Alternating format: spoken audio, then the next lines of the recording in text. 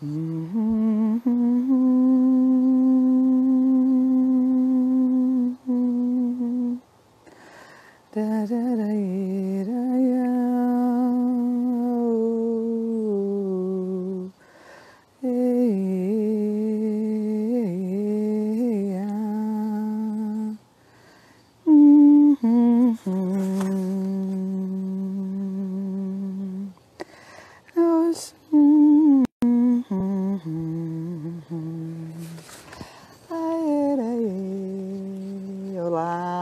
tarde, aqui na mata, tarde. Vamos sair dos comentários. E aí, mulheres, dá pra ver e ouvir? Deixa eu colocar assim, que daí não ficou. Pronto. Ei, ei, ei, dá pra ver e ouvir? Tcharam! Dá-lhe Galáfrios selvagens. A Ana também chegando.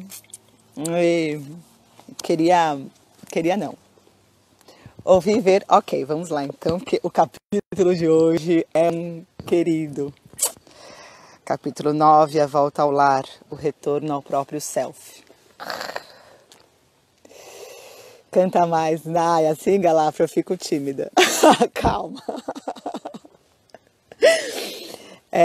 Eu vou começar hoje com um parágrafo de um outro livro. Porque sim, eu sou dessas. A gente vai... Depois eu canto. A gente vai navegar por esse capítulo 9, que é um capítulo que tem uma das histórias muito significativas para mim, para a história. Eu vou parar de ler esses comentários de vocês pedindo para cantar e falando que eu sou tímida. Eu sou tímida, depois eu faço uma live para falar da timidez. E depois 2 sobre a questão do canto, que é uma questão que eu tô curando. Mas voltando ao capítulo 9, tem uma das histórias que é muito significativa para mim e para as minhas filhas, que é a história da mulher foca. E aí me veio ler um parágrafo de um livro maravilhoso, que vocês vão ver espelhados, que é O Corpo, da Andréa Perdigão. Andréa Perdigão, uma eutonista maravilhosa que estava presente no parto na preparação do parto da minha filha mais velha. Eu fiz uma sessão de eutonia e ela falou: Babi, vai para casa, pega leve. E eu tinha o encontro de dramaturgia. Não, eu vou pro encontro de dramaturgia, tá tudo certo. E bem que ela disse para pegar leve que aquela seria a noite do parto, e foi. E ela lançou esse livro de entrevistas maravilhoso. Ano passado, ela tem feito lives com pessoas incríveis aos sábados. Chama O Dentro e o Fora, conversa sobre corpo e felicidade, da editora Patuá. E o nome dela é Andréa Perdigão. E eu vou ler um parágrafo dela que veio para ler, que é o seguinte. Ela fala assim: do que corpo que ela deseja conversar, né, com as pessoas com os entrevistadores que ela vai, com os entrevistados que ela convida. É de um corpo vivo e instintivo que se conecta a outro corpo, mesmo que sem a presença do concreto toque físico. Eu achei isso pra gente agora, em isolamento de corpos, né? Então ela quer conversar desse corpo vivo e instintivo que se conecta a outro corpo, mesmo que sem a presença do concreto toque físico. Um corpo que opera através de terminações nervosas, hormônios, sinapses, comandos cerebrais e memórias, mas que também opera mergulhado no caldo de toda uma subjetividade, imaginação e de afetos que o preenchem de significados e vontades de se comunicar. Um corpo que pulsa, adoece e se arrepia. Um corpo que vaza leite. Corpo que inventa arte e cria hipóteses, que é matéria da existência nossa de cada dia. Particular e surpreendente, controlável e incontrolável. voluntário e involuntário, frágil e talvez menos sólido do que nos parece. Perecível e transitório. Como se diz por aí, é o que temos, é o que somos. E com essa abertura sobre esse corpo, vamos direto ao capítulo 9, a volta ao lar, o retorno ao próprio self. Existe o tempo dos homens e o tempo selvagem. Quando eu era criança, nas florestas do norte, antes de aprender as 4 estações do ano, eu imaginava que havia dezenas de estações. O tempo das tempestades noturnas, o tempo dos relâmpagos silenciosos no horizonte, o tempo de fogueiras nos bosques, o tempo de sangue na neve, o tempo das árvores de gelo, os das árvores encurvadas, os das árvores chorando, o das árvores cintilantes, o das árvores empanadas, o das árvores ondulando apenas as folhas mais altas e o das árvores deixando cair seus frutos. Eu adorava as estações da neve de diamantes, da neve fumegante, da neve que chia e até mesmo da neve suja e da neve endurecida, pois essas últimas indicavam que estava chegando o tempo dos botões em flor no rio. Essas estações eram como visitantes sagrados e importantes, e cada uma mandava seus arautos. Cones de pinheiros abertos, cones fechados, cheiros de folhas apodrecendo, cheiro da chuva que vem, cabelos quebradiços, cabelos escorridos, cabelos volumosos, portas frouxas, portas justas, portas que não fechavam de jeito nenhum, vidraças cobertas de fios de neve, vidraças cobertas de pétalas úmidas, cobertas de pólen amarelo, salpicadas de resina. E a nossa própria pele também tem seus ciclos. Ressecada, suarenta, empoeirada, queimada de sol, macia. A psique e a alma das mulheres também tem seus próprios ciclos e estações de atividade e de solidão, de correr e de ficar, de se envolver e de se manter distante, de procura e de descanso, de criar e de incubar, de participar do mundo e de voltar ao canto da alma. Enquanto somos crianças e meninas, a natureza instintiva percebe todas essas fases e ciclos. Ela paira bem perto de nós. E nós estamos conscientes e ativas em períodos diversos, segundo a nossa decisão. As crianças são a natureza selvagem. E sem que recebam ordens para isso, elas se preparam para a chegada dessas estações, saudando-as, vivendo com elas e guardando desses tempos recuerdos, lembranças. E houve um tempo em que vivíamos em harmonia com esses ciclos e estações ano após ano. E eles viviam em nós. Eles nos acalmavam, faziam com que dançássemos, nos sacudiam, nos tranquilizavam, faziam com que aprendêssemos instintivamente. Eles faziam parte da pele da nossa alma, um pelo que envolve a nós e ao mundo natural e selvagem. Pelo menos até o momento em que nos diziam que, na verdade, havia apenas 4 estações do ano e que as próprias mulheres tinham apenas 3 estações, a infância, a idade adulta e a velhice. E supostamente isso era tudo. No entanto, não podemos nos permitir perambular como sonâmbulas envoltas por essa invenção frágil e desatenta. Pois ela faz com que as mulheres se desviem dos seus ciclos naturais e profundos e, portanto, sofram de aridez, exaustão e nostalgia. É muito melhor que voltemos aos nossos próprios ciclos exclusivos e profundos, a todos eles, a qualquer um deles. O conto que se segue trata dos ciclos mais importantes da mulher. A volta ao lar. Ao lar selvagem, ao lar da alma. Essa história é contada em todo mundo, pois é um arquétipo, um conhecimento universal sobre uma questão da alma. Às vezes os contos de fadas e os contos folclóricos brotam de um sentido de lugar, especialmente de lugares significativos da alma. Essa história é contada nos países frios do norte, em qualquer região onde haja um mar ou um oceano glacial. As versões dessa história são contadas entre os celtas, os escoceses, as tribos do noroeste da América do Norte, os povos da Sibéria e da Islândia. A história geralmente se intitula A Mulher Foca ou Selkie-O, Pamrauki, a Pequena Foca. Eyjalirstak, a Carne de Foca. Chamo a minha versão analítica e para a representação de Pele de Foca, Pele da Alma. A história nos fala de onde realmente viemos, do que somos feitas e de como todas nós precisamos, com regularidade, usar nossos instintos e descobrir o caminho de volta ao lar. Bem-vindas!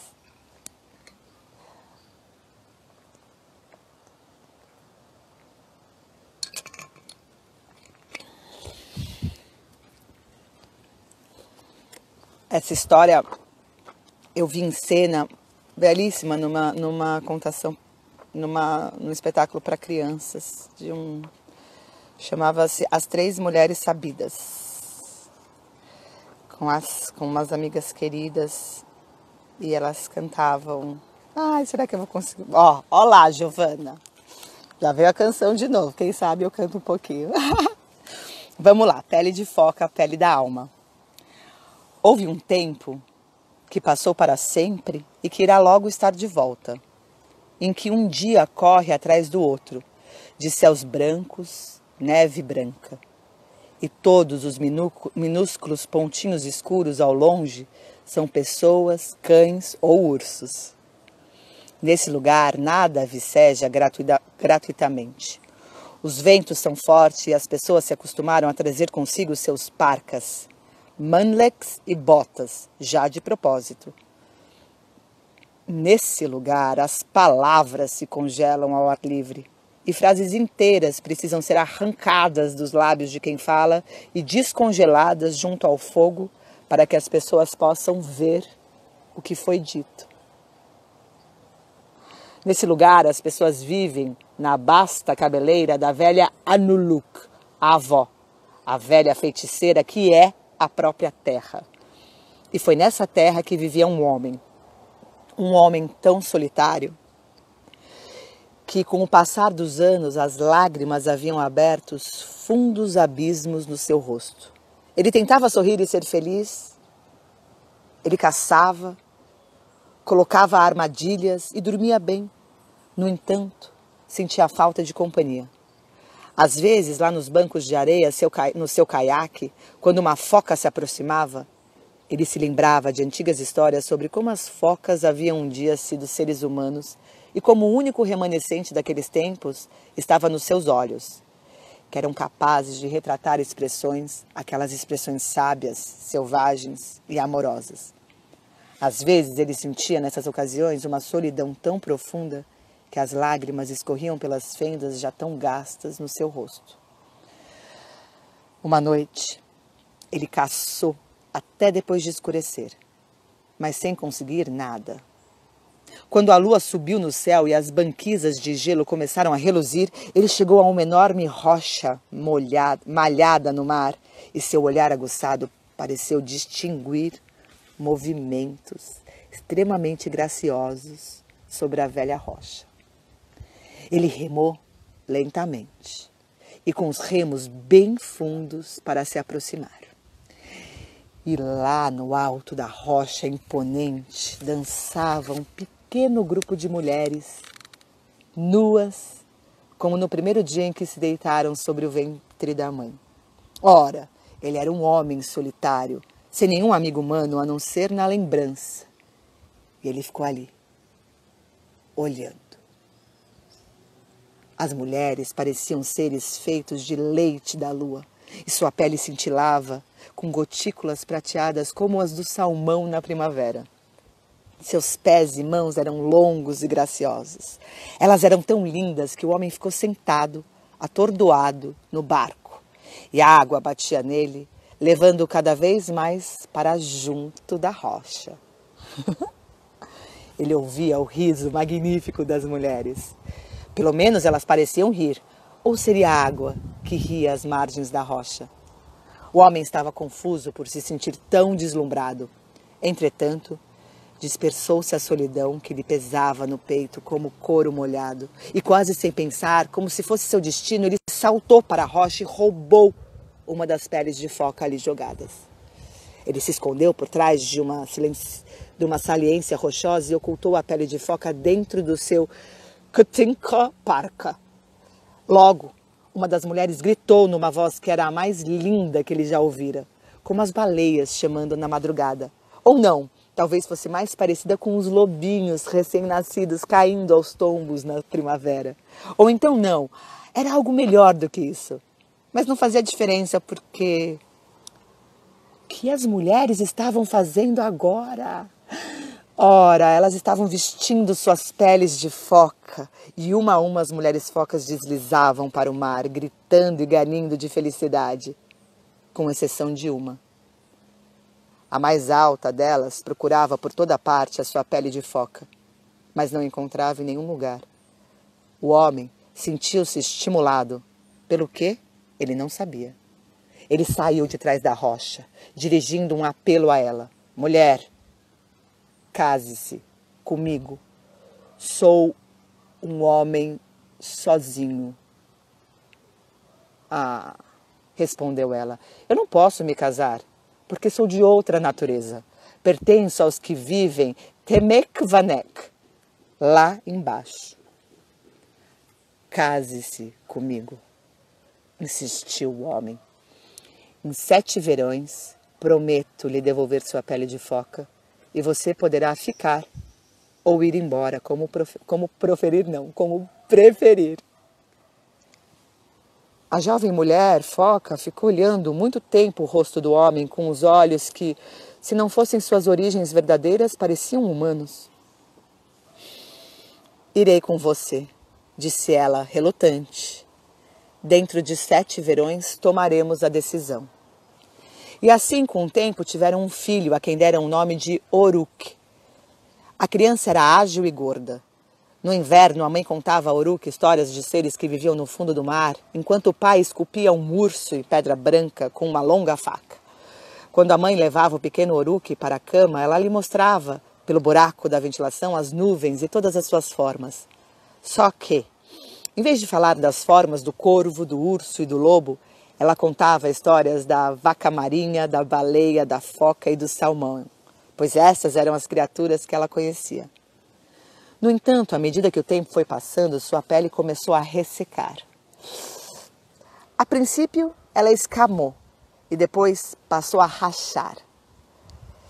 A pele das pálpebras começou a descascar. O cabelo da sua cabeça a cair no chão.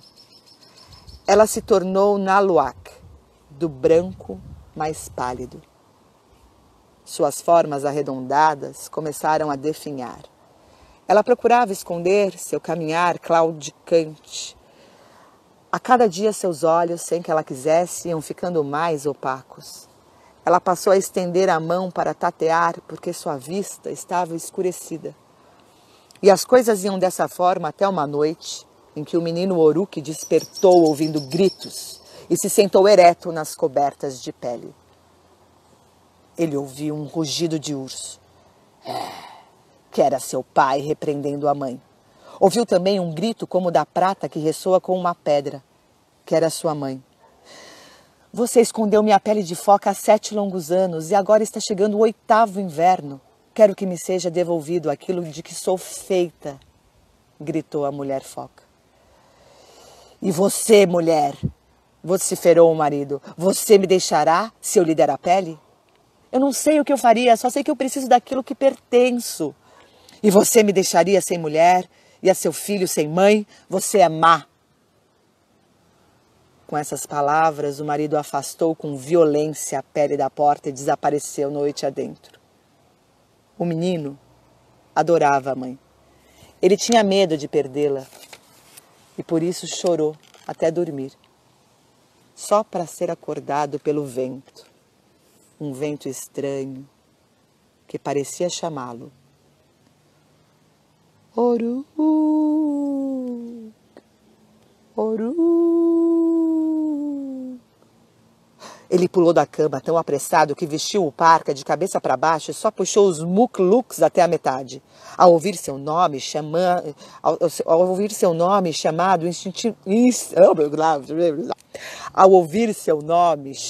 insistentemente, ele saiu correndo na noite estrelada. Uruk! O menino correu até o penhasco de onde se via a água. E lá, bem longe no mar encapelado, estava uma foca prateada, imensa e peluda. Sua cabeça era enorme, seus bigodes lhe caíam até o peito. Seus olhos eram de um amarelo forte. Uruk! O menino foi descendo o penhasco de qualquer jeito e bem junto à base tropeçou numa pedra. Não, numa trouxa que rolou de uma fenda na rocha. O cabelo do menino fustigava seu rosto como milhares de açoites de gelo. Uruk! O menino abriu a trouxa e sacudiu. Era a pele de foca da sua mãe. Ele sentia seu perfume na pele inteira. E enquanto mergulhava o rosto na pele de foca e respirava seu cheiro, a alma da mãe penetrava nele como um súbito vento de verão. Ah! Exclamou ele com alegria e dor. E levou novamente a pele ao rosto. Mais uma vez a alma da mãe passou pela dele. Ah! Gritou ele de novo, porque estava sendo impregnado pelo amor infindo da mãe. E a velha foca prateada ao longe mergulhou lentamente para debaixo d'água. O menino escalou o penhasco, voltou correndo para casa com a pele de foca voando atrás dele e se jogou para dentro de casa. Sua mãe contemplou o menino e a pele e fechou os olhos, cheia de gratidão pelo fato de os dois estarem em segurança. Ela começou a vestir a sua pele de foca. Ai, mãe, não! Gritou o menino.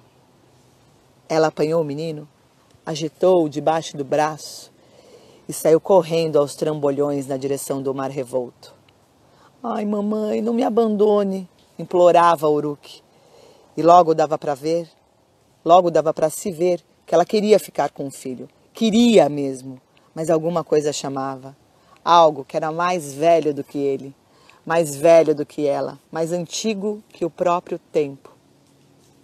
Ah, mamãe, não, choramingou a criança. Ela se voltou para ele com uma expressão de profundo amor nos olhos. Segurou o rosto do menino nas mãos e soprou dentro dos pulmões do menino seu doce alento. Uma vez, 2 vezes, 3 vezes. Depois, com o menino debaixo do braço, como uma carga preciosa, ela mergulhou bem fundo no mar e cada vez mais fundo. A mulher foca e seu filho não tinham dificuldade para respirar debaixo d'água.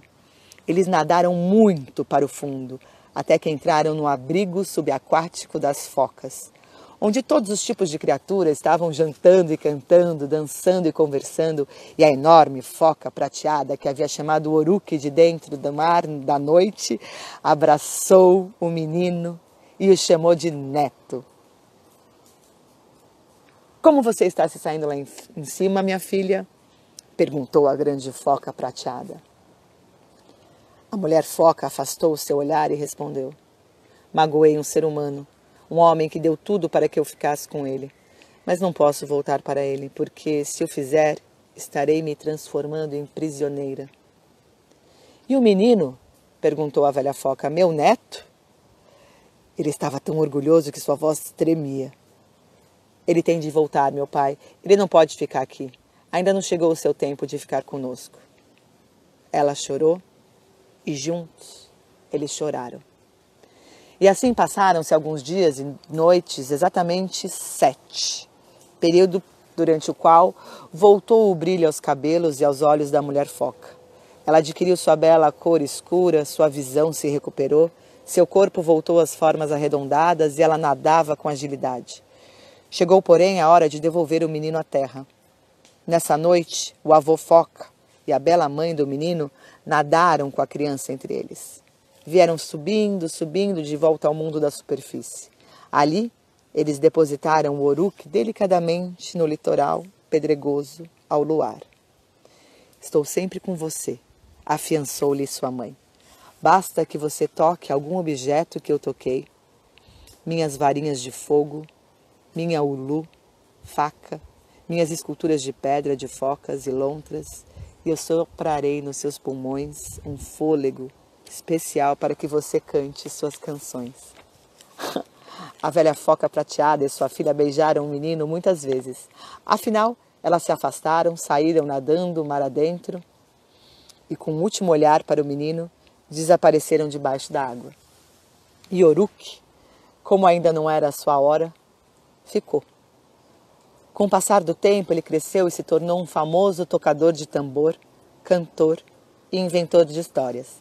Dizia-se que tudo isso decorria do fato de ele, quando menino, ter sobrevivido ao ser carregado para o mar pelos enormes espíritos das focas. Agora, nas névoas cinzentas das manhãs, ele às vezes ainda pode ser visto com seu caiaque atracado, ajoelhado numa certa rocha do mar, parecendo falar com uma certa foca fêmea que frequentemente se aproxima da orla. Embora muitos tenham tentado caçá-la, sempre fracassam. Ela é conhecida como Tankikag, a brilhante, a sagrada, e dizem que, apesar de ser foca, seus olhos são capazes de retratar expressões, aquelas expressões sábias, selvagens e amorosas. Oru!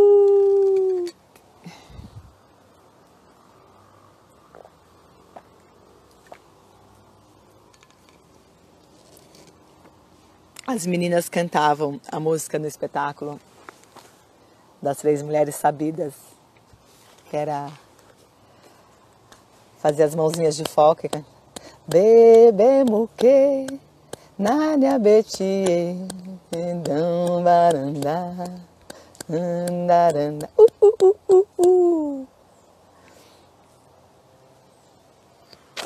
o vizinho aqui acendeu fogo, então tá muito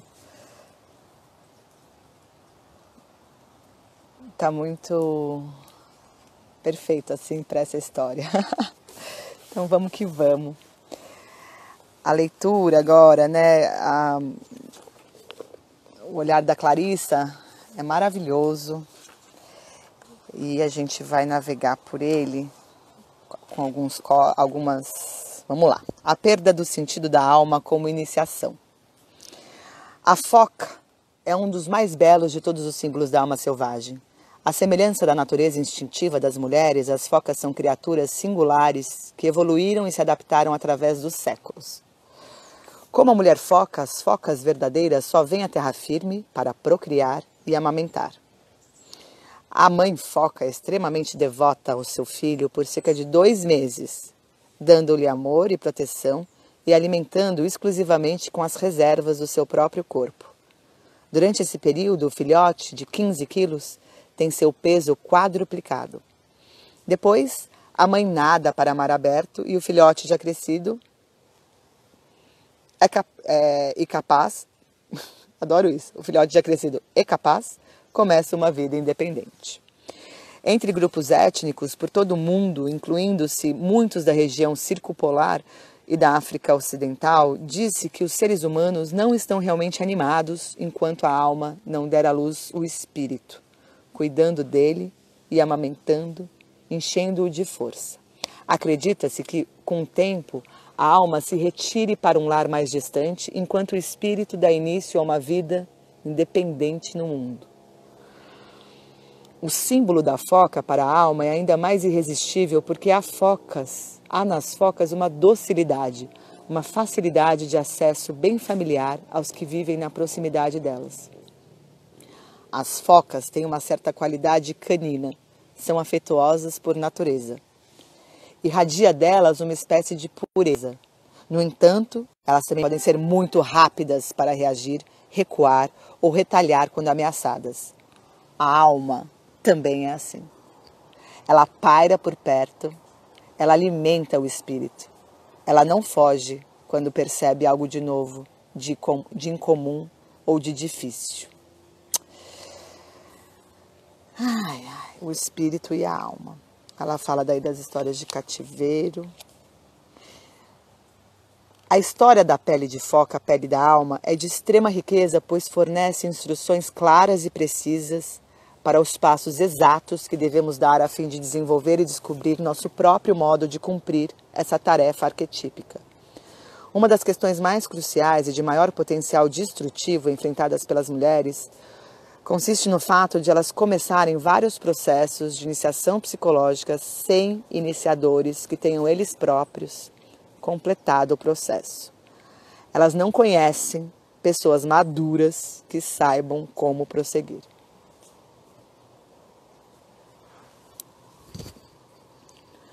Quando os próprios iniciadores são pessoas cuja iniciação está incompleta, eles omitem aspectos importantes do processo sem perceber e às vezes causam grandes males ao iniciado por trabalharem com uma ideia fragmentada da iniciação, uma ideia que frequentemente está contaminada de uma forma ou de outra. Na outra extremidade do espectro está a mulher que passou pela experiência do roubo e que está lutando por ter maior conhecimento e domínio da situação, mas que se desnorteou e não sabe que existem outros aspectos a serem praticados para contemplar o aprendizado, voltando, portanto, ao primeiro estágio, o de ser submetida ao roubo repetidas vezes. Então, a imagem que eu tenho é esse círculo vicioso, né? Que a gente volta. Precisa sempre aquela mesma situação de novo, e de novo, e de novo, e de novo. Então, enfim, vamos ver aqui, ó. Portanto, é para as mulheres semi-iniciadas ou iniciadas de modo incompleto que a dinâmica apresentada em Pele da Foca, Pele da Alma é a mais ilustrativa.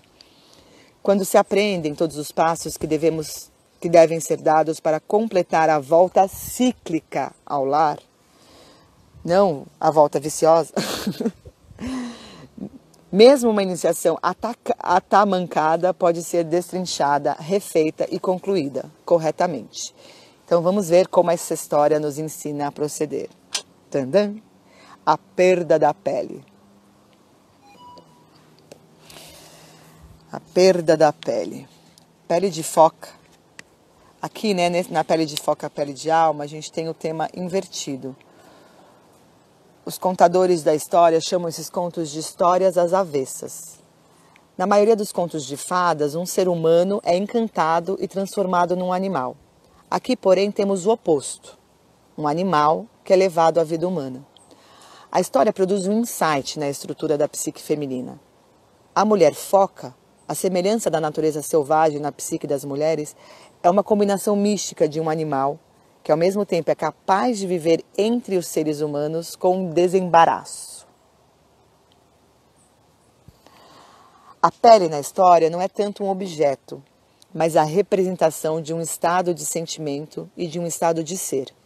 Um estado que é coeso, profundo e que pertence à natureza feminina selvagem. Quando a mulher se encontra nesse estado, ela se sente inteiramente dona de si, em vez de se sentir fora de si mesma e se perguntar se está agindo corretamente, se está pensando certo. Embora esse estado de comunhão consigo mesma seja um estado com o qual ela ocasionalmente perca contato, o tempo que ela anteriormente passou ali a sustenta enquanto ela se dedica ao seu trabalho no mundo. Vou voltar, que eu distraí. Vamos lá. Quando a mulher se encontra nesse estado, ela se sente inteiramente dona de si mesma, em vez de se sentir fora de si mesma, a se perguntar se está agindo corretamente, se está pensando certo. Embora esse estado de comunhão consigo mesma seja um estado com o qual ela ocasionalmente perca contato, o tempo que ela anteriormente passou ali a sustenta, enquanto ela se dedica ao trabalho no mundo. A volta periódica ao estado selvagem é o que reabastece suas reservas psíquicas para seus projetos, sua família, seus relacionamentos e sua vida criativa no mundo objetivo. Toda mulher afastada do lar da sua alma acaba se cansando. Acho isso, para mim, faz total sentido. Toda mulher afastada do lar da sua alma acaba se cansando. E isso é o que deveria ocorrer mesmo. É então que ela procura sua pele de foca para revitalizar seu sentido de identidade e de alma, para restaurar seu conhecimento penetrante e oceânico. Esse vasto ciclo de idas e vindas reflete dentro da natureza instintiva das mulheres e é inato a todas as mulheres pela vida fora, desde a infância, a adolescência, o início da idade adulta, quando se torna amante, quando se torna mãe, até quando se torna uma especialista, um repositório de sabedoria, uma anciã e ainda adiante. Essas fases não seguem necessariamente uma ordem cronologicamente. Não seguem necessariamente uma ordem cronológica, pois algumas mulheres de meia idade são recém-nascidas, algumas velhas são amantes ardentes e há meninas que têm grande conhecimento dos feitiços das velhas. Perdemos a pele da alma quando ficamos muito envolvidas com o ego. Quando nos tornamos por demais exigentes, perfeccionistas, quando nos martirizamos desnecessariamente. Quando acontece isso, somos dominadas por... Olha, isso para mim é uma chave, assim. Quando somos... Tudo para mim é uma chave, mas... Quando nos martirizamos... Tá. Quando somos dominadas por uma ambição cega, ou quando nos sentimos insatisfeitas. Com o próprio self, com a família, a comunidade, a cultura, o mundo. E não sabemos, e não fazemos, nem dizemos nada a respeito disso.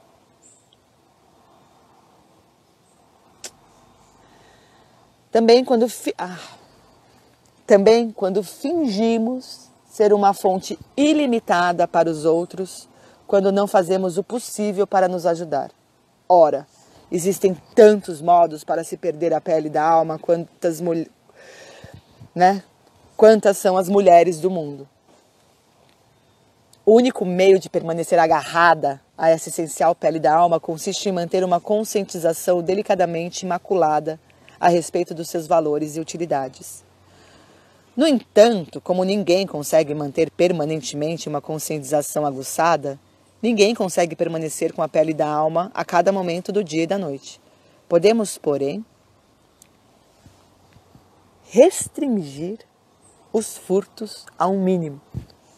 Podemos desenvolver aquele ojo agudo, um olhar penetrante que observa as condições ao nosso redor e vigia nosso território psíquico de acordo com as condições.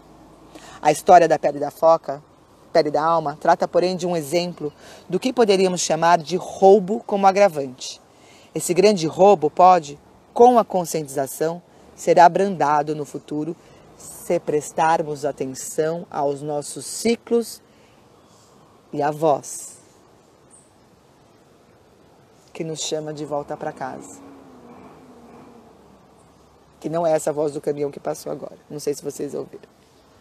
Todas as criaturas do planeta voltam para casa. Esse lar, um lugar em que se sintam protegidos e livres, faz parte da nossa tradição compensar essa parte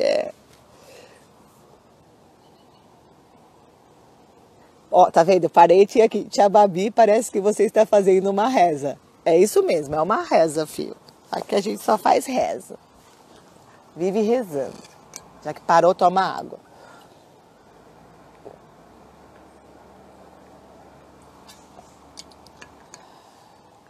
Quantas e quantas vezes eu fingi que eu não escutava essa voz, né? Quantas e quantas vezes eu entupi propositalmente, desproposital, o ouvido. E aí mora no começo desse live, né, a questão do canto. Viu, Giovana? É as rezas das bruxas aqui. Então vamos seguindo, porque tem muito ensinamento ainda aqui.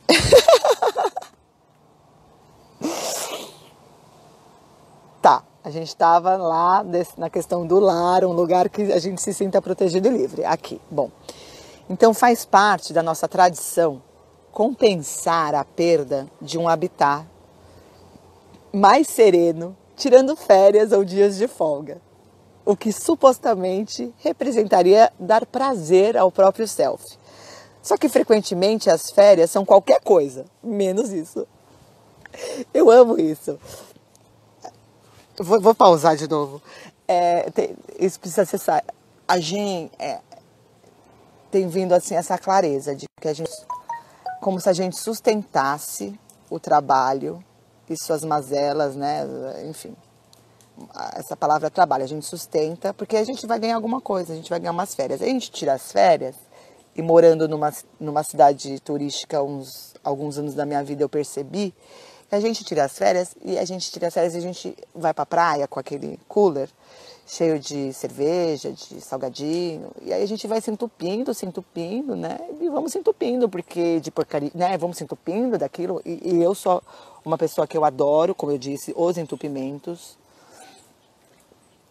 A gente se entope, aí trabalha, aí vai ter as férias. Aí a gente chega mais cansada das férias, então é um ciclo de novo, né? Vicioso. E aí quando a gente dá essa pausa, né? Quando a gente dá essa pausa da quarentena, da pandemia, a gente fica desesperado, porque não é fácil lidar com a gente. A gente com a gente. Sem férias e sem trabalho, né? Ou melhor, com muito trabalho, com muitas... Enfim, vamos lá. Senão eu fico aqui. Mas é maravilhoso isso, né? A gente compensa a perda desse habitat mais sereno tirando férias. E aí as férias são qualquer coisa menos isso. Podemos compensar nossa dissonância rotineira reduzindo as atividades que nos fazem retesar nossos deltoides e trapézios, transformando-os em nós dolorosos. E tudo isso é muito bom, mas para a psique, self e alma, as férias não equivalem ao santuário.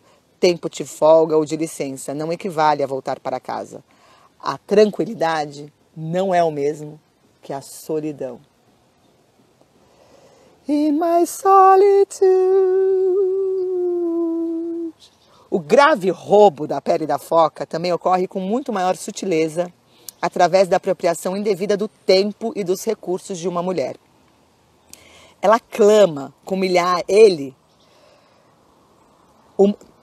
recurso de uma mulher. O mundo anseia pelo consolo, pelos quadris e seios das mulheres. Ele clama com milhares de mãos, milhares de vozes, acenando para nós, puxando-nos e nos beliscando à procura da nossa atenção. Às vezes a impressão que temos é de que, para qualquer lado que nos voltemos, haverá algo ou alguém que precisa, quer, deseja. Algumas pessoas, questões e objetos do mundo são atraentes e charmosos. Outros podem ser exigentes e raivosos. E ainda outros parecem indefesos ao ponto de partir o coração. Tanto que, mesmo contra nossa vontade, a compaixão se derrama e nosso leite escorre pelo nosso ventre. No entanto, a não ser que se trate de uma questão de vida ou morte, reserve algum tempo. Crie o tempo suficiente para vestir o sutiã de lata. E não é aquele da Madonna, não. Tem a nota de rodapé. Que... Enfim. Cadê a nota de rodapé dessa expressão de vestir o sutiã de lata, que é ótima? É uma expressão do repertório de Ancie L. Stockwell, uma terapeuta vibrante e excelente contadora de histórias. Trabalha no Colorado, mas tem suas origens no leste do Texas, e isso já diz tudo. Então é isso, reservemos tempo, criemos tempo suficiente para vestir o sutiã de lata. Pare de ser a mãezona do mundo. Dedique-se à tarefa de voltar para casa. E aí a gente tatua isso, né? Pare de ser a mãezona do mundo. Dedique-se à tarefa de voltar para casa. Na história, quando a jovem mulher foca perde sua pele, ela está envolvida numa bela ocupação, está dedicada à liberdade, né? Aquela imagem na pedra, lua cheia, dançando, nua, maravilhosas. Ela dança e dança, sem prestar atenção ao que está ocorrendo ao seu redor. Quando estamos na nossa natureza selvagem de direito, todas nós sentimos essa vida luminosa. Ela é um dos sinais de que estamos próximas à mulher selvagem. Todas nós entramos no mundo dançando. Sempre começamos com nossas peles intactas. Contudo, pelo menos até que nos conscientizemos melhor, todas nós passamos por esse estágio no processo de individuação. Todas nós nadamos até o rochedo, dançamos e não prestamos atenção. É aí que o aspecto mais trapaceiro da psique cai sobre nós. E em algum ponto da estrada nós de repente procuramos e não conseguimos mais encontrar aquilo que nos pertence e a que pertencemos. Falta-nos misteriosamente nosso sentido de alma. E ainda pior, ele está escondido. Por isso, vagueamos por aí parcialmente atordoadas. Não é bom tomar decisões quando estamos atordoadas, mas é isso que fazemos. Sabemos que más decisões ocorrem de inúmeras formas. Nossa, o que foi essa voz? Sabemos que as más decisões ocorrem de inúmeras formas. Uma mulher casa cedo demais, outra engravida. A pele da foca é um símbolo da alma que não só fornece calor, mas que também, com a sua visão, representa um sistema de alerta antecipado. Eu vou voltar porque eu vim para o final do parágrafo, mas o começo a gente precisa para entender essa questão da pele, né? Se mergulharmos no símbolo da pele animal, descobriremos que em todos os animais, incluindo-se o ser humano, o eriçamento dos pelos ocorre como reação a coisas vistas, bem como as coisas pressentidas. O eriçamento do pelo transmite um frio a toda a criatura, despertando nela a suspeita, a precaução e outros sinais de defesa. Então é isso. A pele da foca é um símbolo da alma que não só fornece calor, mas que também, com sua visão, representa um sistema de alerta antecipado. Nas culturas dedicadas à caça, a pele equivale ao alimento, enquanto importantíssimo sabor. Nas culturas dedicadas à caça, a pele equivale ao alimento enquanto importantíssimo fator de sobrevivência. Ela é usada para fazer botas, para fazer parcas, para a impermeabilização a fim de manter o rosto e os pulsos livres do gelo acumulado. A pele mantém as criancinhas secas em segurança, protege e aquece vulneráveis partes do corpo, o ventre, as costas, os pés, a mão, a cabeça. A perda da pele significa a perda da nossa proteção, do nosso calor, do nosso sistema de alerta antecipado, da nossa visão instintiva. Sob o aspecto psicológico, o fato de estar sem a pele faz com que a mulher haja como acha que deveria agir, não da forma que ela realmente deseja. Sem pele, a gente age como a gente achasse que deveria agir, não da forma que a gente deseja agir. Isso faz com que ela acompanhe quem quer que lhe dê a impressão de ser mais forte, quer seja benéfico para ela, quer não. Nesse caso, ela salta demais e olha de menos. Ela brinca em vez de ser direta. Carapucinha, nesse momento, ela brinca em vez de ser direta. Ela não dá importância às coisas, deixa tudo para depois. Ela se recusa a dar o próximo passo, a empreender a descida necessária e a se manter ali o tempo suficiente para que algo aconteça.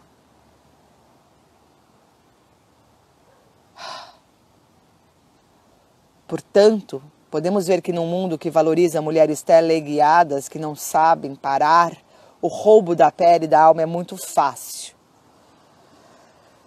Tanto assim que o primeiro roubo acontece em algum ponto entre as idades de 7 e 18 anos. Quando somos jovens e a vida da nossa alma entra em colisão com os desejos e exigências da cultura e do mundo, nós realmente nos sentimos perdidas, longe de casa. No entanto, na idade adulta, continuamos a nos empurrar cada vez mais para longe de casa, em consequência das nossas próprias opções sobre quem, o que, onde e por quanto tempo. Se nunca nos ensinaram a voltar ao lar profundo da nossa infância, nós repetimos ad infinitum o modelo de ser roubada e vaguear perdida por aí, ser roubada e vaguear perdida por aí. Entretanto, mesmo que nossas próprias escolhas infelizes nos tenham desviado do curso, para muito longe do que precisamos, não vamos perder a fé, porque no interior da alma está o dispositivo de orientação de retorno. Todas nós podemos encontrar nosso caminho de volta. Andar com fé eu vou, que a fé não costuma falhar. Olaiá. Ó, Giovana acordando gigante. Não, essa expressão foi péssima. Tá vendo? Mais um entupimento.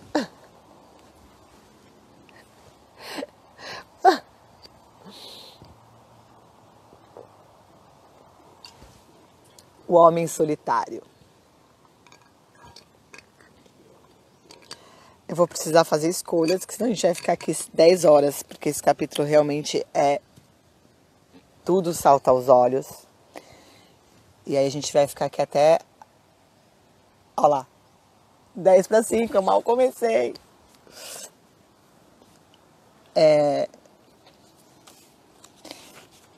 Eu vou fazendo os saltos, mas qualquer coisa a gente volta na live que nem a gente fez outro dia. O homem solitário, eu vou pular desse ego solitário. Tá, vou só essa parte que eu acho maravilhosa, que é assim, ó. O ego é grosseiro em comparação com a alma. Seu modo de agir raramente é evocativo ou sensível. Mesmo assim, ele sente um anseio pequenino e vagamente compreendido pela beleza da luz. E isso, de certo modo, e por algum tempo, o tranquiliza. Assim, faminto pela alma, nosso próprio ego rouba a pele. Fica comigo, sussurra ele. Vou fazê-la feliz, isolando-a do seu self profundo e dos seus ciclos de retorno ao lar da sua alma. Vou fazê-la muito, muito feliz. Por favor, fique. Então, como é correto que aconteça no início da formação da individuação feminina, a alma é forçada a entrar em relacionamento com o ego. A função prática da subserviência da alma ao ego ocorre para que nós conheçamos o mundo, para que aprendamos os meios de conseguir as coisas, como trabalhar, como diferenciar o que é bom do que não é tão bom assim, quando agir, quando ficar parada, como conviver com as pessoas, para que nos inteiremos da mecânica e das maquinações da cultura, para que saibamos manter um emprego, segurar um bebê no colo, cuidar do nosso próprio corpo, cuidar dos negócios, todos esses aspectos da vida objetiva. O objetivo inicial de desenvolver um construto tão importante na psique da mulher, o do casamento da mulher foca com o homem solitário, um casamento no qual ela é definitivamente submissa, consiste em criar um acordo temporário que acabará produzindo um filho espiritual com a capacidade de conviver no mundo prático e no mundo selvagem e de traduzir de um para o outro. Tcharam! A criança espiritual. Vemos assim que a união dos opostos entre o ego e a alma produz algo de infinito valor, a criança espiritual. E é verdade que mesmo quando o ego invade os aspectos mais sutis da psique da alma, está ocorrendo uma fecundação cruzada. Paradoxalmente, ao roubar a proteção da alma e sua capacidade de desaparecer para dentro da água ao seu bel prazer, o ego participa da criação de um filho que terá direito a uma herança dupla, a do mundo e da alma. Um filho que será capaz de levar e trazer mensagens e presentes de um lado para o outro. Essa criança espiritual é a Nina milagrosa, a criança milagrosa, que tem a capacidade de ouvir o chamado, ouvir a voz distante que avisa que chegou a hora de voltar para o próprio self. A criança faz parte da nossa natureza medial que nos impele, porque ela ouve o chamado quando ele vem. É a criança que desperta, que se levanta da cama, que sai de dentro da casa para a noite cheia de vento e que desce até o mar revolto, que nos faz afirmar: Deus é testemunha de que vou agir assim. Eu vou resistir. Nada me desviará. Eu descobrirei uma forma de continuar. É a criança que devolve a pele de foca, a pele da alma, para a mãe. É a criança que possibilita a volta ao lar.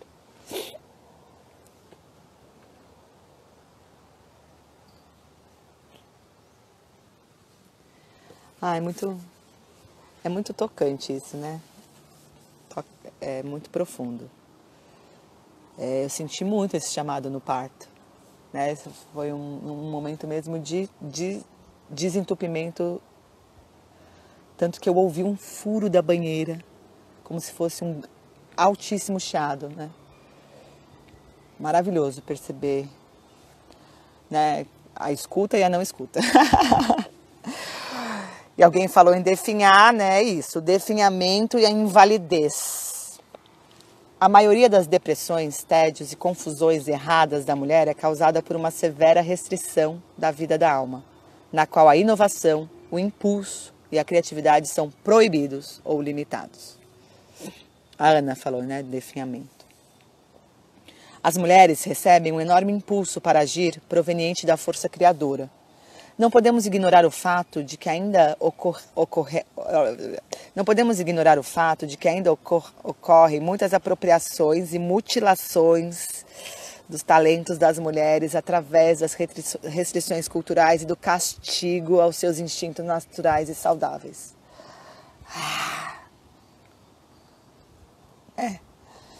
Até fiquei rouca. A gente não pode ignorar esse fato, né?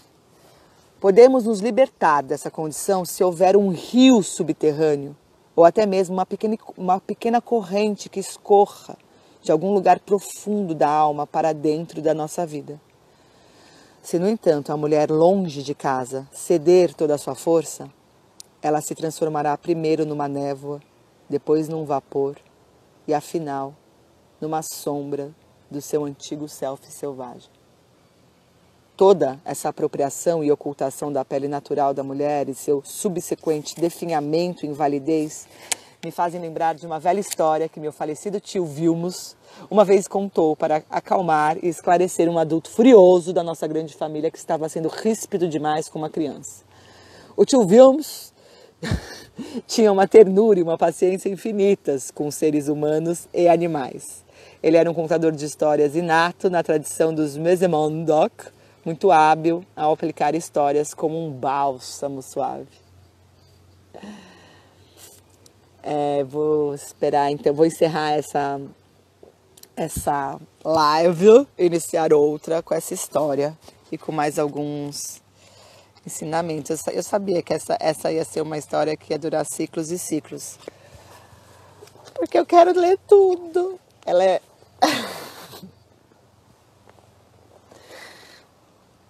eu tenho muito medo, assim, de não voltar, né? De perder esse contato com a minha alma. E de ficar lá nos subterrâneos e não voltar mais nesse mundo maravilhoso. Então, toda vez que eu leio esse capítulo, me vem essa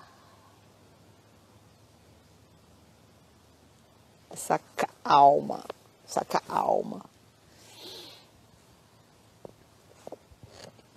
Que o lar volte para o seu lar. Volte para lá. Aqui nessa casa ninguém quer a sua boa educação. Nos dias que tem comida, comemos comida com a mão. A distância ou alguma confusão. Yeah, yeah, yeah, yeah.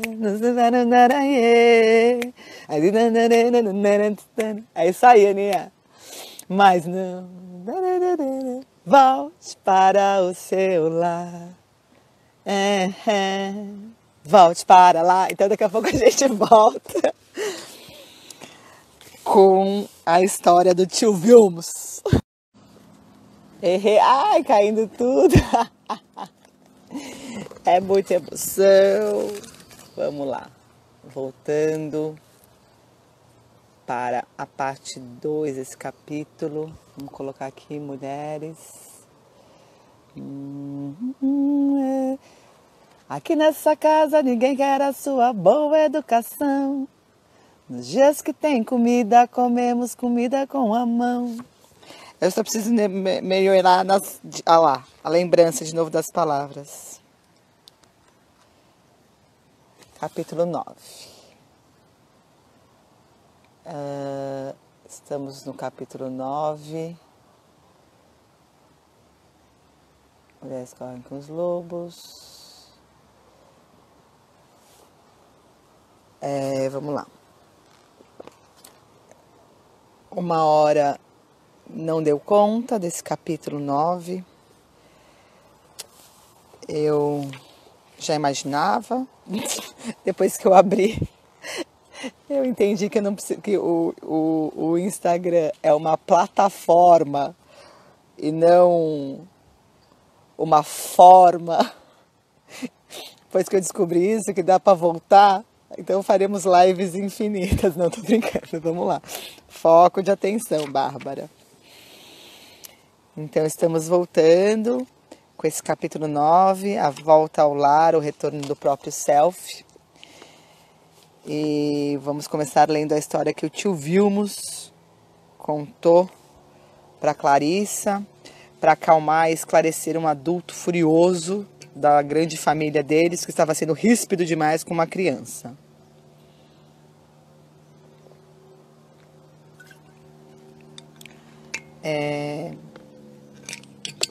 Ana Paula está aí. Ana, e aí, tá dando para ver e ouvir? Seguimos? Como estamos?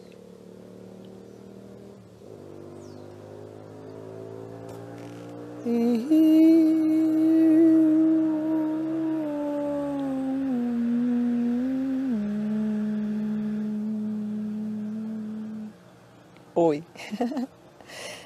Sim, então vamos lá.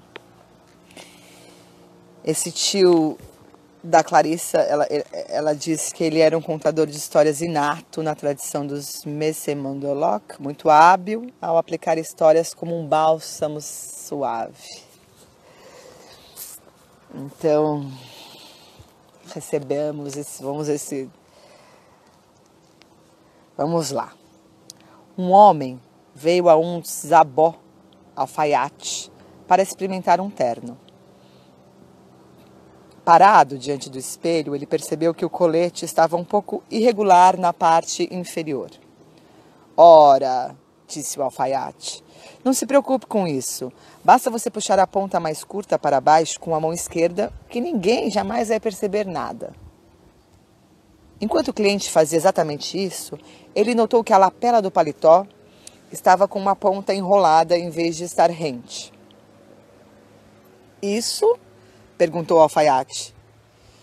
Isso não é nada, é só você virar a cabeça um pouquinho e segurar a lapela no lugar com o queixo.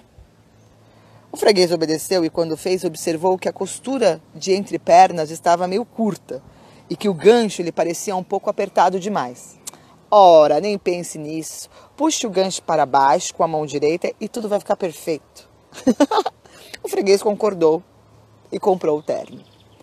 No dia seguinte, o homem estreou o terno com todas as alterações de queixo e mãos, enquanto ia mancando pelo parque, com o queixo segurando a lapela no lugar, uma das mãos puxando o colete, a outra mão agarrada ao gancho. 2 velhos pararam de jogar damas para vê-lo passando com dificuldade. Mesten, meu Deus, disse o primeiro velho, veja aquele pobre aleijado. O segundo homem refletiu por um instante antes de sussurrar. Igen, ele é bem aleijado mesmo. Mas sabe o que eu queria saber? Onde será que ele comprou um terno tão elegante?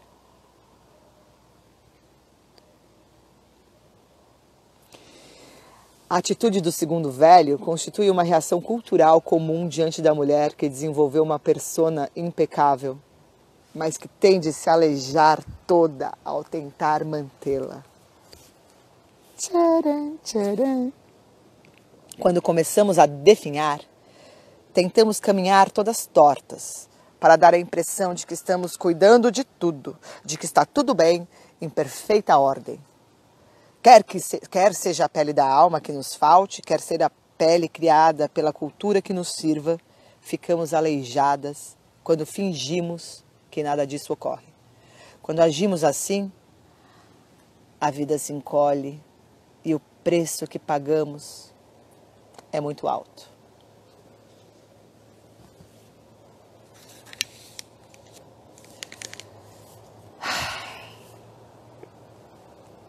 Às vezes, não é apenas a mulher que está definhando.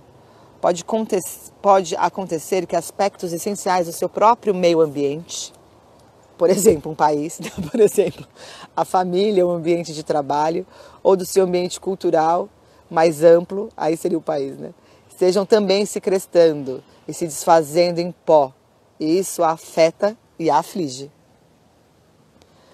A fim de que ela possa contribuir para a correção dessas condições, é necessário que volte à sua própria pele, ao seu próprio bom senso instintivo e ao seu próprio lar. Como vimos, é difícil reconhecer a nossa condição antes que nos tornemos como a mulher foca na sua aflição, com a pele escamando, mancando, perdendo a seiva, ficando cega, no meu caso, ficando rouca. Portanto, é uma bênção da imensa vitalidade da psique que exista no fundo do inconsciente alguém que chama, alguém de idade que suba a superfície da nossa consciência e comece a nos chamar incessantemente de volta à nossa natureza verdadeira, ouvindo o chamado da mais velha. O que é esse grito que vem do mar? Essa voz no vento que chama para tirar a criança da cama e para fazê-la sair noite adentro. É semelhante a uma espécie de sonho noturno que chega à consciência de quem sonha como uma voz incorpórea e nada mais. Esse é um dos sonhos mais fortes que uma pessoa pode ter. Qualquer coisa que seja dita por essa voz é considerada uma transmissão direta da alma. Disse que sonhos com vozes incorpóreas podem ocorrer a qualquer hora, mas especialmente quando a alma está angustiada. É então que o self profundo, como que corre no encalço. Pronto, a alma da mulher fala e ela nos diz o que vem depois. Nessa versão da história, que aqui a gente, aqui é interessante que quem ouve o chamado do mar e tem uma reação a ele é a pequena criança espiritual. É ele quem se arrisca lá fora, passando pelas pedras e penhascos gelados, que segue o chamado sem questionar e que acidentalmente tropeça na pele de foca enrolada da sua mãe.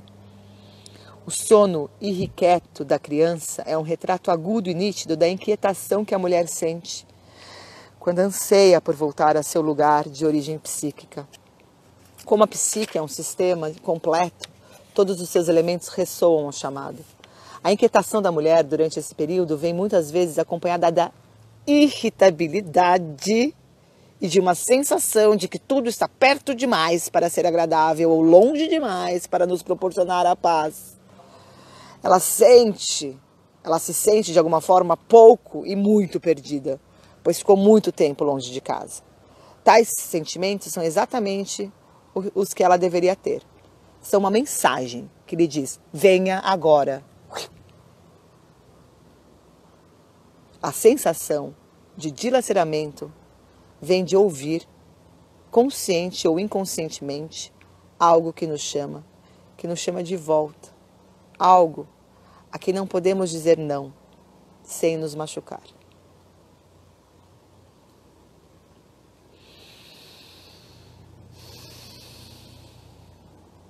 Tudo que sabemos é que, à semelhança da criança na história, precisamos acordar, nos levantar e ir ver o que é. Assim, pode ser que saiamos no escuro aos trambolhões por algum tempo, tentando descobrir o que nos chama, mas como conseguimos impedir que nos convencêssemos a não atender ao chamado do lado selvagem? Olha isso. Como conseguimos impedir que nos convencêssemos a não atender ao chamado do lado selvagem, invariavelmente acabamos por tropeçar na pele de foca, na pele da alma. Quando respiramos esse estado da alma, automaticamente mergulhamos na sensação de que isso está certo, sei do que preciso. Para muitas mulheres de hoje, não é a perambulação nas trevas à procura da pele da alma que é mais apavorante, mas sim o mergulho na água, a verdadeira volta ao lar e especialmente a despedida em si são os mais terríveis. Embora as mulheres estejam voltando para dentro de si mesmas, tratando de vestir a pele de foca, fechando-a bem e estejam prontas para partir, é difícil partir. É realmente difícil ceder, renunciar a tudo com que se esteve ocupada e simplesmente ir embora.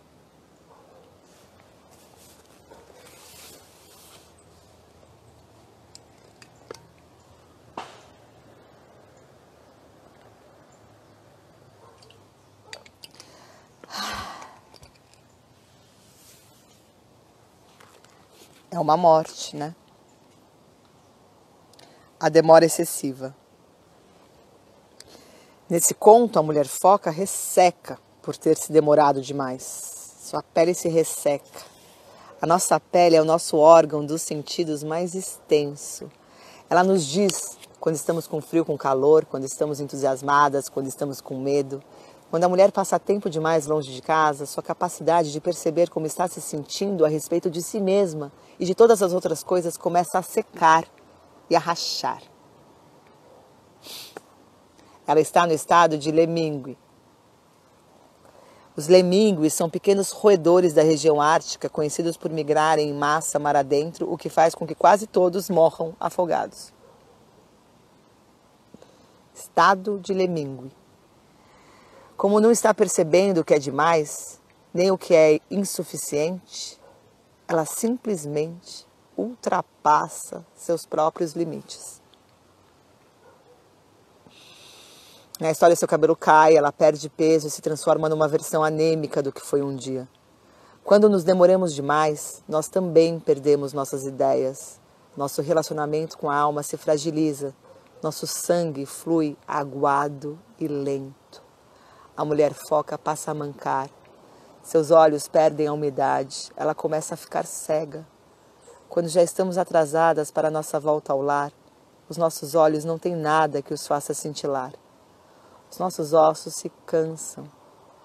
É como se os nossos feixes nervosos estivessem se desfazendo e nós não pudéssemos mais nos conectar,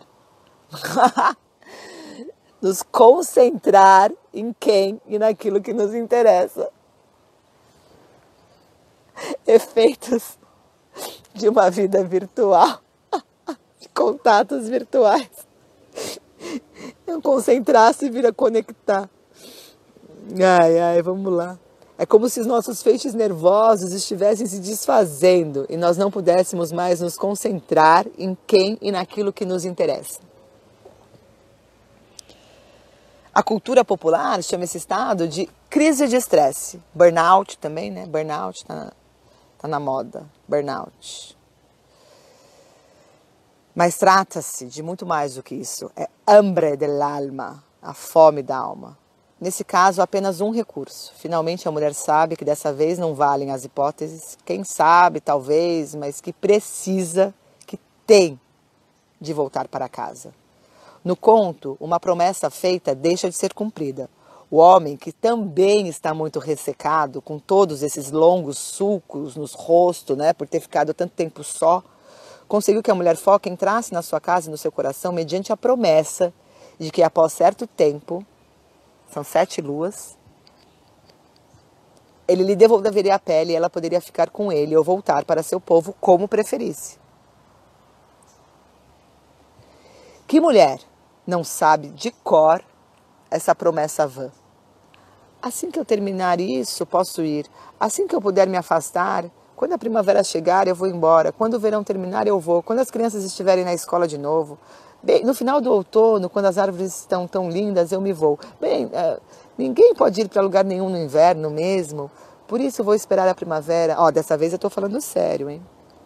A volta ao lar é de especial importância se a mulher se dedicou profundamente a questões práticas e passou da sua hora. Agora, qual é a medida do seu tempo? É diferente para cada mulher. Pausei, são 7 verões. Eu falei 7 luas, é verdade. Estou muito da lua, né, Ana? 7 verões, 7 anos. Ai, ai. Então vamos lá. A volta ao lar. Quando a gente sabe, né, qual é a medida do tempo, é diferente para cada mulher. Mas basta dizer que as mulheres sabem, com certeza absoluta, quando se demoraram demais no mundo. Elas sabem quando estão atrasadas para a volta ao lar. Seu corpo está no aqui e agora, mas a mente está muito longe. Muito longe. Ela está morrendo de necessidade de vida nova, ela está ansiando pelo mar. Ela está vivendo só até o mês que vem, até o fim do semestre, mal conseguindo esperar do verão para poder voltar e se sentir viva. Ela acha que vai morrer se não conseguir. Preencham vocês a lacuna. Nisso tudo há um tom de luto, a angústia, a desolação, a melancolia, um anseio profundo. A mulher fica puxando os fios da saia e com um olhar parado à janela. Há também uma sensação temporária de desconforto, só que ela permanece e fica cada vez mais forte com o tempo. No entanto, a mulher continua sua rotina diária, com ar submisso e agindo como se sentisse culpada ou superior às outras. Eu sei, eu devia, mais. E são esses mas na sua fala que denunciam inegavelmente que elas se atrasaram. Algumas mulheres temem que os que a cercam não compreendam sua necessidade de voltar. E pode ser que nem todos entendam.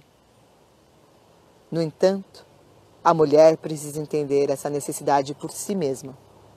Quando a mulher volta ao lar, segundo seus próprios ciclos, aqueles que a cercam recebem a tarefa da própria definição de individualidade, tendo de lidar com suas próprias questões vitais.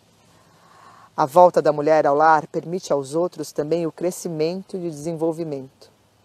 Entre os lobos não existe o dilema de ir ou de ficar, porque eles trabalham, dão crias, descansam e perambulam em ciclos.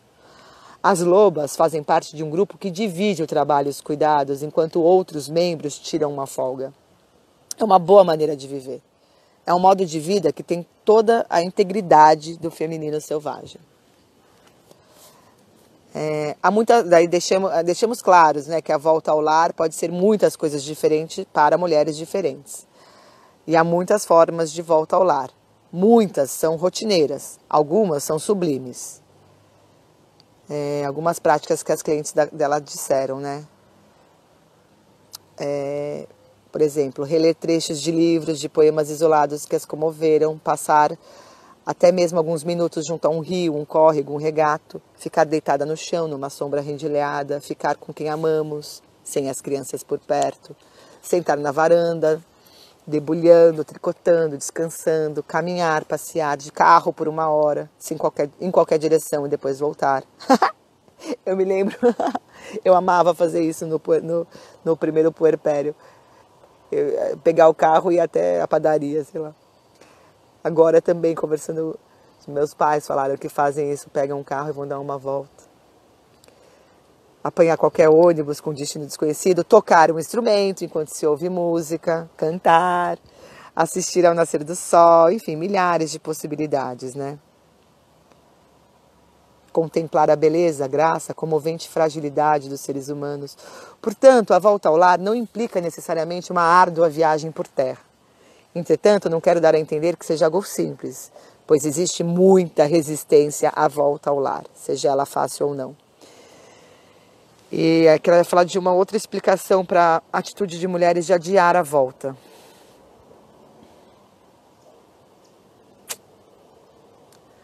Um arquétipo é uma força enorme que nos é tanto misteriosa quanto instrutiva. Ganhamos muito se ficamos perto desse arquétipo, se o imitamos, se mantemos um relacionamento equilibrado com ele. Cada arquétipo possui suas próprias características que ratificam o nome que lhe damos. O da grande mãe, o da criança divina, o do Deus Sol e assim por diante. Bom, ela vai falar do arquétipo. Eu vou tomar essa decisão de pular e vir para esse parágrafo. Ai, não, tá me chamando, vamos lá. É isso, tem que ler essa parte. O arquétipo do grande curador contém sabedoria, bondade, conhecimento, solicitude e todas as outras qualidades associadas a quem cura. Portanto, é bom ser generosa, delicada e solícita como o arquétipo do grande curador. Mas só até certo ponto. Além desse ponto, esse arquétipo exerce uma influência prejudicial na nossa vida. A compulsão das mulheres, no sentido de tudo curar, tudo consertar, é uma importante armadilha formada pelas exigências a nós impostas pelas nossas próprias culturas. Especialmente as pressões no sentido de que provemos que não estamos por aí sem fazer nada, ocupando espaço e nos divertindo. Mas sim que temos um valor resgatável. Em algumas partes do mundo, pode-se dizer que o exigido é uma prova de que temos valor e, portanto, deveria ser permitido que vivêssemos. Essas pressões são inseridas na nossa psique quando somos muito jovens e incapazes de ter uma opinião sobre elas ou de lhes oferecer resistência. Elas se tornam a lei para nós. A não ser que, ou até que, as desfiemos. Desfiemos essas leis. Que não são leis.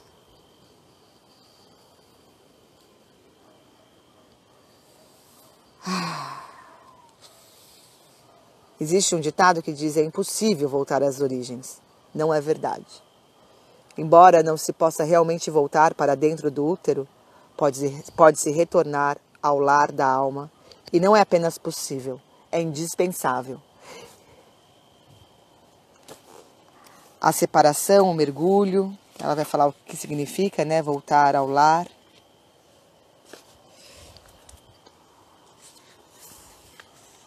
E aí, isso aqui é fundamental. O que posso lhe dizer de mais importante quanto ao momento certo desse ciclo de volta ao lar é o seguinte: quando está na hora, está na hora.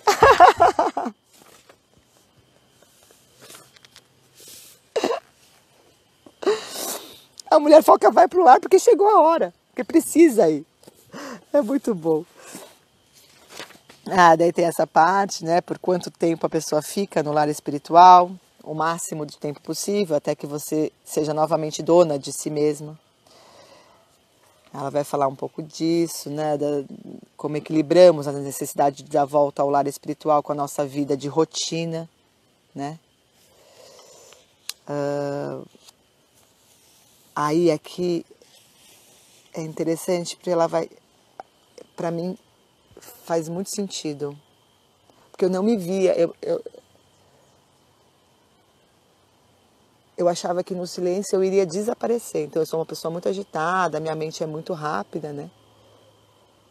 E no meu primeiro parto eu descobri, ou eu vi esse silêncio. E ela fala aqui, né? Tem um tipo de mulher que a entrada para o lar profundo é evocada pelo silêncio. Não me molestes. Silêncio absoluto. Com S maiúsculo e A maiúsculo. Para ela, o barulho do vento, passando por um grande bloco de árvores, é silêncio. Para ela, o ruído de um córrego da montanha é silêncio. Para ela, o trovão é silêncio. Para ela, a ordem normal da natureza, que nada pede em troca, é o silêncio revigorante. Cada mulher escolhe tanto como pode, quanto como deve. Independentemente do tempo dedicado ao lar, 1 hora ou dias, Lembre-se de que outras pessoas podem cuidar dos seus gatos, mesmo que seus gatos digam que só você sabe cuidar certo.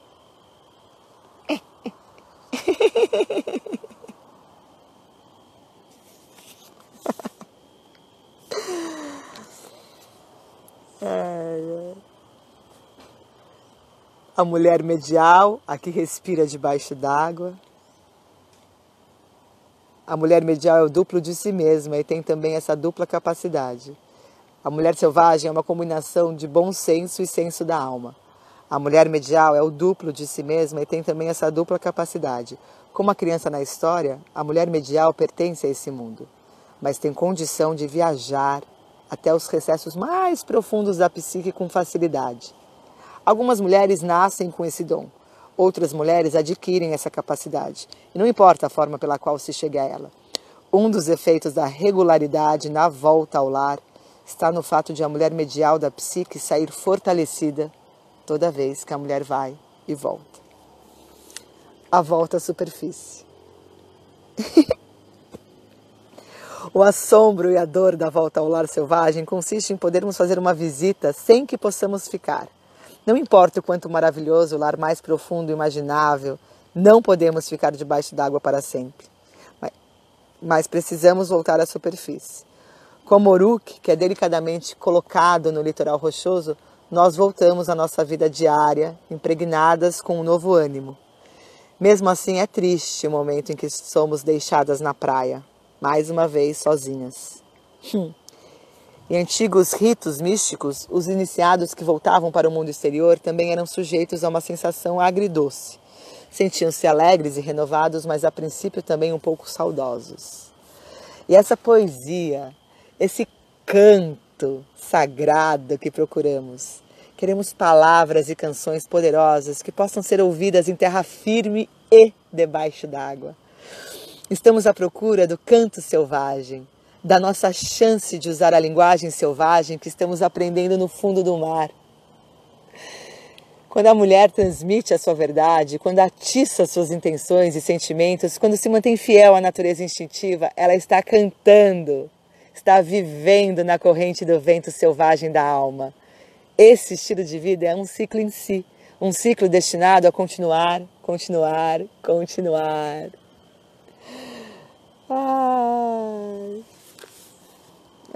Essa sensação de pertencer a um mundo diferente passa depois de algumas horas ou de alguns dias. Daí em diante, dedicaremos uma boa parcela de tempo à nossa vida mundana, estimulada pela energia acumulada na viagem ao nosso lar e na união temporária com a alma através da prática da solidão. E aí, que é isso? Portanto, o filho, o Uruk, que aprendeu debaixo d'água, a vida relacional com a alma selvagem, a vida relacional com a alma selvagem. Descobrimos-nos então repletas de toques de tambor, repletas de cantos, repletas das nossas próprias palavras que ouvimos e transmitimos, novos poemas, novos modos de ver, novos modos de agir e de pensar. Em vez de tentar fazer com que o momento mágico dure, nós simplesmente o vivemos. Em vez de oferecer resistência ao trabalho da nossa escolha, ou de ter pavor dele, nós mergulhamos nele com facilidade, vivas, cheias de novas ideias e curiosas para ver o que virá a seguir.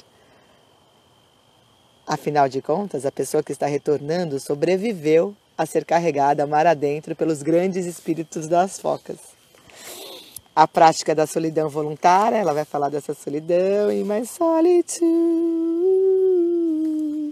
E aí só essa parte que eu acho que na realidade, na realidade, só se precisa de uma coisa para obter a solidão voluntária: a capacidade de eliminar as distrações.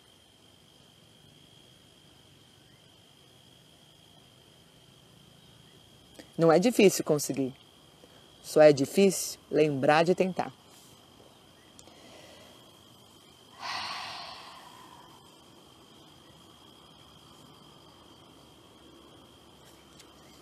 A alma selvagem É a alma selvagem que canaliza as ideias para a nossa imaginação, diante do que nós examinamos para descobrir quais iremos implementar, quais são as práticas produtivas. É o intercâmbio com a alma que nos faz refulgir com o espírito, que nos dispõe a afirmar nossos talentos, quaisquer que eles sejam. Essa união breve, até mesmo instantânea, porém intencional, que nos estimula a viver nossa vida interior, de tal forma que, em vez de enterrá-la na introversão da vergonha,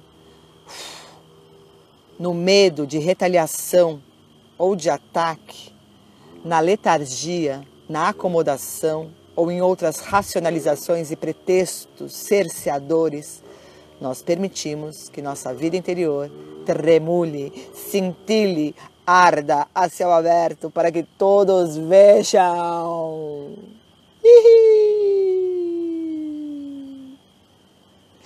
Com o tempo, você se descobrirá colocando suas próprias questões para a alma. Às vezes você pode ter apenas uma pergunta. Outras vezes pode ser que você não tenha absolutamente nenhuma e que só queira descansar na rocha perto da alma, respirando junto com ela. Ai, gente. E aí ela vai terminar esse capítulo falando da ecologia inata às mulheres. E eu tenho que ler, porque eu tenho que ler. Que hoje é esse dia que eu me coloquei, eu tenho que ler o que eu tenho que ler. Né? Se salta aos meus olhos, eu leio. É dito na história que são muitos os que tentam caçar a alma para capturá-la e matá-la, mas que nenhum caçador o consegue. Mais uma referência nos contos de fadas à indestrutibilidade da alma selvagem. Mesmo que tenhamos trabalhado, feito sexo, descansado ou brincado fora dos ciclos, isso não mata a mulher selvagem, só nos deixa exaustas. O lado bom consiste em podermos fazer as correções necessárias e voltar aos nossos próprios ciclos naturais. É com o amor e o cuidado com nossas fases naturais que protegemos nossa vida para que ela não seja arrastada pelo ritmo de outra pessoa, pela dança de outra pessoa, pela fome de outra pessoa. É através da legitimação dos nossos ciclos distintos para o sexo, para a criação, o descanso, o lazer, o trabalho, que reaprendemos a definir e a discriminar todos os nossos sentidos e fases selvagens.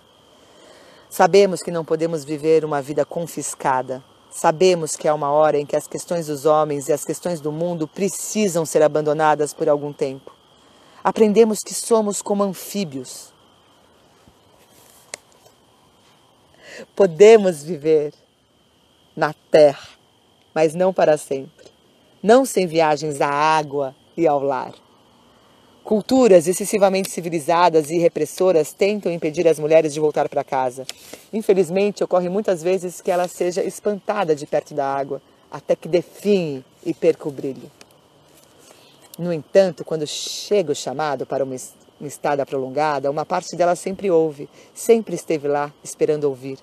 Quando vem o chamado de volta ao lar, ela o seguirá. Pois em segredo, ou em nem tanto segredo, ela vem se preparando para segui-lo. Ela e todos os aliados na sua psique interior irão recuperar sua capacidade para voltar. Esse processo revigorante não se aplica apenas a uma mulher aqui e outra ali, mas a todas nós. Todas nós nos enredamos em compromissos em terra firme. Mesmo assim, a mais velha, lá longe no mar, chama a todas. Todas precisam voltar. Nenhum desses meios de volta ao lar depende de condições econômicas, status sociais, formação ou mobilidade física. Mesmo que só possamos ver uma folha de grama, mesmo que só tenhamos 20 centímetros de céu para observar, mesmo que só vejamos uma erva esguia que brota de uma rachadura na calçada, podemos ver nossos ciclos dentro da natureza e com ela.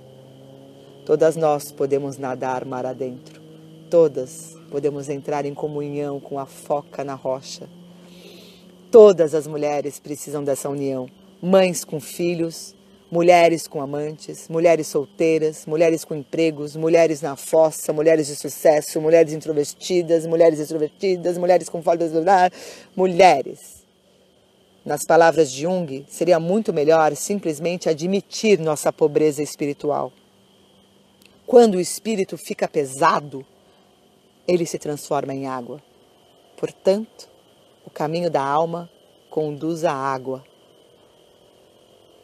A volta ao lar e os intervalos para conversar com a foca na rocha no mar são nossos atos de uma ecologia inata e integral, pois eles, todos, representam a volta à água, o encontro com a amiga selvagem, aquela que acima de todos os outros nos ama incansavelmente, sem se defender e com profunda tolerância.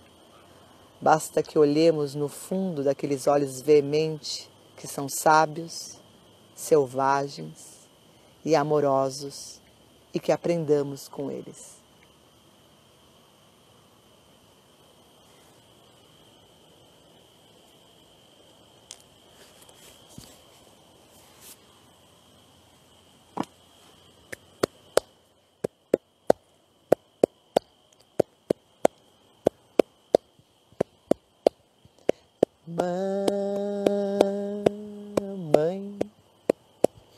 Mamãe Iemanjá, eu me pergunto por que amar, por que amar. Mamãe Iemanjá, mamãe Iemanjá, da imensidão do mar, me diz amar, ô filha, amar, por que amar? Mamãe Iemanjá, daí do fundo do mar, leva a dor de mim, relembro o amor sem fim. Mamãe Iemanjá, daqui da beira do mar, entrego o medo de amar, relembro o brilho no olhar, que possamos então brilhar e amar. Entardecendo aqui na mata, me despeço. Essa foi uma composição minha. E cantemos, dancemos.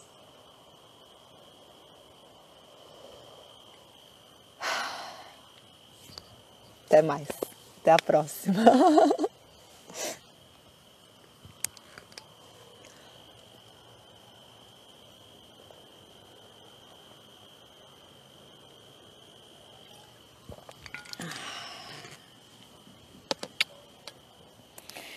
Bom fim de tarde para nós nessa quinta-feira. Sexta-feira? Quinta-feira. Voltemos às nossas tarefas cotidianas. Um beijo. Agradeço todo dia por poder estar aqui presente, em meio à natureza que faz parte toda a gente. Subo e desço a montanha, sinto o perfume da flor, ando descalça na mata, admirando os beija-flor. E o sol nasce, chuva cai, o vento sopra, ondas se quebram, lua nova, lua cheia e as marés que se alteram. Pulsa forte, pulsa firme, coração dessa mata, ser humano desconectado ainda maltrata, mas a força da pureza, essa energia transmuta, saudade do tempo ancestral que se vive em gruta. E coloque os seus pés no chão, se dá toda energia pra curar todo o planeta. É cachoeira de água fria, agradeço a natureza na beira da cachoeira, agradeço a natureza. Oi, oi, oi, oi, oi, oi, oi, oi, oi, oi, oi, oi, oi, oi, oi, oi, oi,